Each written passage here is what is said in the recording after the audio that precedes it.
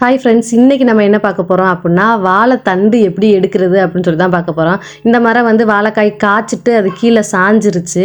அதோட தான் சரி இந்த மரத்தில் நம்ம வாழைத்தண்டு எடுக்கலாமே அப்படின்னு சொல்லிட்டு பார்த்தா, அது என்னால் ஒரு ஆளால் மட்டும் முடியலை. அதை நான் போய் மாமாவை கூப்பிட்டு வந்தேன். எங்கள் மாமா தான் அதை கட் பண்ணி எடுத்தாங்க. நான் எப்படி எடுக்கிறதுன்னு சொல்கிறேன் அப்படி சொல்லிட்டு சொன்னாங்க.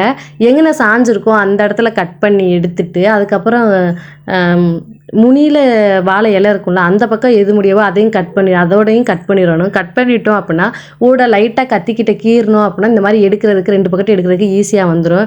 எனக்கு ஒரு டவுட், இந்த மாதிரி பூச்சி உள்ளே வச்சுருக்கல வாழைத்தண்டுக்குள்ளே, இதுக்கு இந்த மாதிரி வராமல் இருக்கிறதுக்கு உங்களுக்கு ஏதாவது தெரிஞ்சது அப்படின்னா எனக்கு வந்து சொல்லுங்கள்.